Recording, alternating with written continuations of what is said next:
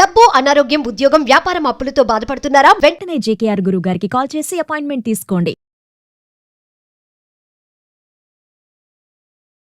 నమస్తే గురుగారు. నమస్తే అమ్మా.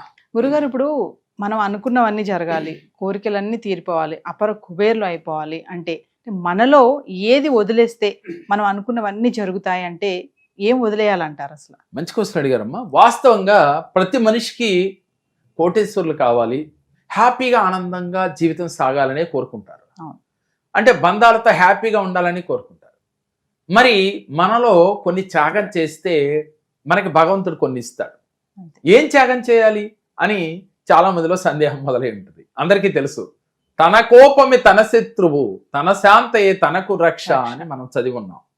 అంటే నువ్వు వదలవలసింది కోపాన్ని, నువ్వు వదలవలసింది ఈర్ష్యని, ద్వేషాన్ని. ఎదుటి వ్యక్తిని ద్వేషించకూడదు, ఎదుటి వ్యక్తి పైన ఈర్ష్య పడకూడదు, అసూయ పడకూడదు, అలాగే కోపాన్ని తెచ్చుకోకూడదు. కాబట్టి ఎవరైతే ఈ క్వాలిటీస్ను వదిలేస్తారో, త్యాగం చేస్తారో, మీకు భగవంతుడు అన్నీ ఇచ్చేస్తాడమ్మా. కోటేశ్వరులు అవటానికి ఒకే ఒక్క ఉపాయం కోపాన్ని వదలటమే. ఏనాడో మనకి చిన్నప్పుడే చదివేసుకున్నాం ఈ పద్యాన్ని, కానీ ఆచరణలో మాత్రం పెట్టలేకపోతున్నాం. నేనైనా నువ్వైనా ఇది ఆచరణలో పెట్టలేకపోతున్నాం. పెట్టినవాడు మాత్రము అందరితో హ్యాపీగా మింగిల్ అవుతా ఉన్నాడు, అనుకున్న గోల్స్ రీచ్ అవుతా ఉన్నాడు, మంచి ఆలోచన కలిగి ఉన్నాడు. మరి ఈ కోపాన్ని అధిగమించాలంటే మీరు చేయవలసిన మంత్రం ఏమిటి? ఓం నిష్క్రోధ క్రోధ సమన్యే నమః అనే మంత్రాన్ని ప్రతినిత్యము కూడా 108 సార్లు కానీ లేక ఒక పావు గంట 10 నిమిషాల్లో చేయాలి. దీంతో పాటుగా మీరు ఈ యొక్క బొటన వేలుతో ఉంగరం వేలుని ఈ భాగమందు, ఉంగరం వేలులో ఈ భాగమందు ప్రెస్ చేయాలి. ఎందుకని? పంచభూతాలలో భూతత్వం కలిగిన వేలం. ఇది నీరు, ఇది భూమి, ఓకే, ఇది ఆకాశం, ఇది వాయువు, ఇది అగ్ని. ఈ పంచభూతాలు మన 5 వేళ్లలో ఉన్నాయి. కాబట్టి ఈ పంచభూతాలలో భూతత్వము అంటే ఏంటి? భూదేవికి ఎంత శాంతి, ఓర్పు, దయ లేకపోతే ప్రతినిత్యం మనం ఎంత మందిని మోస్తూ ఉందమ్మా. ఓపిక ఉంది, ఓర్పు ఉంది, సహనం ఉంది.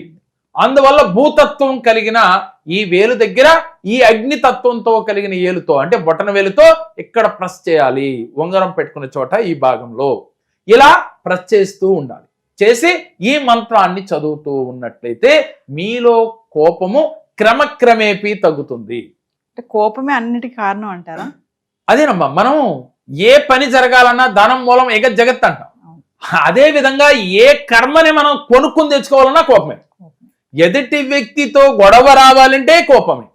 అలాగే మన సరైన ఆలోచనలు రాకుండా ఉండాలన్నా కూడా కోపమే. కోపంలో ఉన్నప్పుడు ఏ నిర్ణయం మనం సరిగా తీసుకోలేము. ఒక్కోసారి మనం ఏం చేస్తాం? కోపంలో ఉన్నప్పుడు మనమే హింసించుకుంటాం, అలాగే ఎదుటి వారిని హింసిస్తాం మాటలతో, చేతలతో. అందువల్ల కోపము ఒక్కటి నశిస్తే మనలో అన్ని చెడు గుణాలు నశించిపోతాయి. దీనికి ఉదాహరణ ఏంటంటే దుర్యోధనుడు కోపంతో, ఈర్ష్యతో ఆయన 100 అన్నదమ్ములని కూడా 100 మందిని కూడా పోగొట్టుకున్నాడు, రాజ్యాన్ని కోల్పోయాడు. అదే విధంగా విశ్వామిత్రుడు కోపంతో మరి అనేకమైన కోల్పోయి తర్వాత కోపాన్ని జయించి బ్రహ్మ ఋషి విశ్వామిత్రుడు అయ్యాడు, మహర్షిగా మారాడు. ఎవరు? బ్రహ్మ ఋషి విశ్వామిత్రుడు మహర్షిగా మారాడు. మరి అలా మారటానికి కారణం కోపాన్ని జయించటం వల్ల. అదేవిధంగా మనం కొంతమందిని పురాణాల్లో చూసుకుంటే కోపం వల్ల అనేకమైనవి కోల్పోయారు. శిశుబాలుడు కావచ్చు, శిశుబాలుడు కూడా ఈర్ష్యం, కోపము, అసూయ వల్లే ఆయన కృష్ణుడి చేతిలో తను సాధించాడు. ఇలా మనం చెప్పుకుంటూ పోతే అనేక పురాణాల్లో కోపం ఉన్నవాడు, ఈర్ష్య ఉన్నవాడు, ద్వేషం ఉన్నవాడు చరిత్రలో బాగుపడిన దాఖలాలు లేవు. రావణ బ్రహ్మ కూడా అంతే.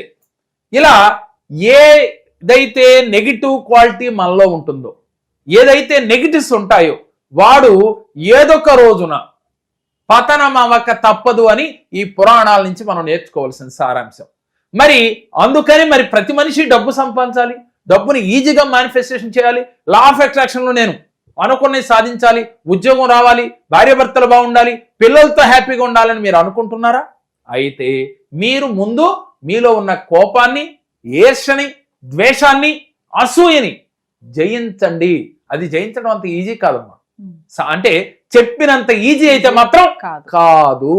మరి దాన్ని ఈజీగా జయించాలంటే నేను చెప్పినట్టుగా మంత్రాన్ని ప్రతిరోజు మంత్రాన్ని చదువుతూ దానితో పాటుగా ఈ యొక్క ఫింగర్ని ఇలా ప్రెస్ చేస్తూ, అలాగే ఓం హం హనుమతే ఆంజనేయాయ మహాబలాయ నమః అంటూ ఈ మంత్రాన్ని రోజు 11 సార్లు మనసులో జపిస్తూ ఆంజనేయ స్వామి గుడి చుట్టూ అవకాశం ఉన్నన్ని సార్లు మీకు కుదిరినప్పుడల్లా వెళ్ళి ప్రదక్షిణలు చేస్తూ ధ్యానం చేస్తూ ధ్యానం అంటే మెడిటేషన్, అది ఎక్కువ సమయం మెడిటేషన్లో గడుపుతూ, అలాగే నదీ తీరాలకు కానీ సముద్రాల దగ్గరికి కానీ జలాలంటే పారుతున్న జలపాతాల దగ్గర కానీ వెళ్ళినప్పుడు చక్కగా మీ కాళ్ళలో జలపాతాల్లో పెట్టుకుని ఆ వాటర్ అంటే పంచభూతాలలో ఒకటైన వాటర్ని మనం మనసా వాచా కర్మణ మమేకమవుతూ ఫీల్ అవుతూ మీరు అక్కడ గనక మేనిఫెస్టేషన్ చేసి మెడిటేషన్ చేస్తే ఈజీగా మన కోపాన్ని మనం జయించవచ్చు. కాబట్టి ఇలాంటి కోపం జయించాలంటే ముందు మనం చేయవలసింది మెడికేషన్ లేకుండా ఉండాలంటే మనం మెడిటేషన్ చేయమని చెబుతాం. మరి మెడికేషన్ ఎందుకు వాడాల్సి వస్తుంది? అనారోగ్య సమస్యలు వస్తే మెడికేషన్ తీసుకుంటాం. మరి అనారోగ్య సమస్యలు ఎందుకు వస్తాయి అంటే కోపం వల్ల. కోపం ఎక్కువ ఉంటే ఏమొస్తుందమ్మా? బీపీ వస్తుంది. అలాగే బీపీ ఉంటుంది, షుగర్ ఉంటుంది, హార్ట్ అటాక్లు కూడా వస్తాయి. మరి ఇన్ని రావడానికి కారణం కోపమే. టెన్షన్, కోపము, అసూయ, ఈర్ష, ద్వేషము, వీటి వల్లే కదా. వీటిని మనం జయించాలి అంటే మెడిటేషన్ చేయాలి. అలాగే మనకు బాగా కోపం వచ్చేసింది, దాన్ని తప్పించాలి, మనం వెంటనే బయటికి రావాలి అంటే మీరు వెంటనే ఏం చేయాలంటే ఆ వ్యక్తిలో కోపం వచ్చింది, మీ మీదైనా కోపం వచ్చిందిరా, కానీ మీరు ఏదో చిన్న మాట అన్నందుకు కోపం వచ్చింది, కానీ గతంలో మీరు చాలా నా కోసం మంచి చేస్తున్నారు, ఆ మంచిని వెంటనే గుర్తెచ్చుకోగలిగితే ఆ సమయంలో రాదు. అలా రావటానికి కోసం మీరు ట్రై చేయాలి. ఒకసారిగా అయితే 2 సార్లు, 2 సార్లు అయితే 3 సార్లు, అప్పుడు వెంటనే కోపం క్రమక్రమేపీ తగ్గుతుంది. ఈ లోపుగా ఈ చాంటింగ్ చేయాలి. చాంటింగ్ చేసేటప్పుడు మైండ్ డైవర్ట్ అవుతుంది, వెంటనే కోపం నుంచి బయటికి రాగలుగుతాం. ఇలా గనక మీరు ప్రాక్టీస్ చేస్తే మీరు కోపాన్ని జయించవచ్చు. ఈ కోపాన్ని జయిస్తే అష్టైశ్వర్యాలు పొందుతారు. ఎట్లా కోపం జయిస్తే అష్టైశ్వర్యాలు వస్తాయి అంటే, మీరు ఎప్పుడైతే కోపాన్ని జయించారో మీరు చేస్తున్న వృత్తి, ఉద్యోగ, వ్యాపారాలలో మనసు పెట్టి చేయగలుగుతారు. మీరు పాజిటివ్గా ఆలోచించగలుగుతారు, అంటే లాజిక్ వాడగలుగుతారు. మ్యాజిక్లు జరుగుతాయి మీ జీవితంలో. మరి మ్యాజిక్ జరగాలంటే లాజిక్ వాడాలి, లాజిక్ వాడాలంటే కోపాన్ని జయించాలి. మరి మీరు అందరూ లాజిక్ వాడతాం, అందరికీ మ్యాజిక్లు జరుగుతాయా అంటే, కోపం లేనివాడు లాజిక్ ఆలోచిస్తాడు, బ్రెయిన్ వాడతాడు, వాడితే వారి జీవితంలో ఈజీగా మనీని పొందగలుగుతారు.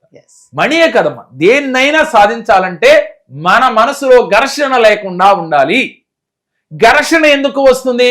డౌట్ వచ్చినా, కోపం వచ్చినా, ఈర్ష్య వచ్చినా, ద్వేషం వచ్చినా ఘర్షణ వస్తుంది. అలాంటి ఘర్షణ లేకుండా ఉంటే మీరు ఈజీగా మేనిఫెస్టేషన్ చేస్తారు, ఈజీగా యూనివర్స్ కనెక్ట్ అవుతాయి, పంచభూతాలు కనెక్ట్ అవుతాయి, అష్టైశ్వర్యాలు మీ చెంతనే ఉంటాయి. అలాగే మన మణి మంత్ర క్లాసులో తల్లి ప్రతి నెల మనం చేస్తూ ఉన్నాం. ఈ చేసే క్లాసులో ఇలాంటి టెక్నిక్స్ అనేకమైన చెప్తూ ఉన్నాం. అంటే ఏ కార్యక్రమాలు మనం చేస్తే, అంటే ప్రతినిత్యం దైనందిన జీవితంలో కోపాన్ని జయించడం ఎలా అనేది కూడా చాలా ఇంపార్టెంట్. ఎలాంటి మెడిటేషన్ చేస్తే కోపాన్ని జయించగలం, అదేవిధంగా జీవితంలో ఉన్నత శిఖరాలను మనం అవరోధించాలి అంటే ఏం చేయాలి, అలాగే జీవితంలో విజయ మార్గంలో నడవాలంటే మనం ఏం చేయాలి, ప్రతినిత్యం ఉదయం లేచిన కానించి రాత్రి పడుకునే వరకు జీవితంలో ఎలా ఉండాలి, ఈ అనంత బ్రహ్మాండం అంతా మీకు అనుకూలంగా మారాలంటే, యూనివర్స్ మిమ్మల్ని ఎస్పాస్ అనాలి అంటే, యూనివర్స్ మీతో కనెక్ట్ అవ్వాలి అంటే, మీరు నమ్మిన దైవం యొక్క అనుగ్రహం మీకు కలగాలి అంటే, మీరు ఎప్పుడు పుష్కలంగా డబ్బుతో, ఆనందంతో, ఐశ్వర్యంతో మీరు తోగాలి అంటే మా మణి మంత్ర క్లాసులో ఒక్కసారి జాయిన్ అయ్యి చూడండి. మీ జీవితంలో డబ్బు, సంపద, ఆరోగ్యం, ఆనందం ఎప్పుడు ఉంటాయి. కానీ మీరు ధైర్యం చేసి ఒక్కసారి జాయిన్ అయ్యి చూస్తే మీ జీవితమే అద్భుతంగా మారిపోతుంది. కావాలంటే ప్రాక్టికల్ గా చేసిన వారికి అనుభవాలను మేము వీడియో ద్వారా మీకు పెడుతూ ఉన్నాం. మీలో ఎవరైనా ఇలాంటి సమస్యలతో బాధపడుతున్నారా? మరి యూనివర్స్ తో ఎలా కనెక్ట్ అవ్వాలి, కనెక్ట్ అయితే ఎలాంటి విజయాలు సాధిస్తారు, ఇలాంటివన్నీ తెలుసుకోవాలంటే ఏప్రిల్లో జరగబోయే గురువు గారి మనీ మంత్ర ఆన్లైన్ క్లాసెస్ కి ఖచ్చితంగా ఎన్రోల్ చేసుకోండి. కింద కనిపిస్తున్న నెంబర్ కాల్ చేస్తే మా టీం మీకు అందుబాటులో ఉంటుంది. సో కొంచెం ఫైనాన్షియల్ డిస్టర్బెన్సెస్ వల్ల, ఇంకో ఇంట్లో కొంచెం మనశ్శాంతి లేకపోవడం వల్ల సార్ దగ్గరకు వచ్చాను. సార్ మా ఇద్దరు జాతకాలు చూశారు అండ్ రెమెడీస్ చెప్పారు.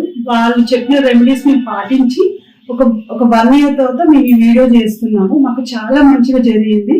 ఎంత మంచిగా జరిగిందంటే ఒక 50% మా మైండ్ లో ఉన్న టెన్షన్స్ అన్ని వెళ్ళిపోయాయి. నమస్తే గురుగారు. నమస్కారం అమ్మా.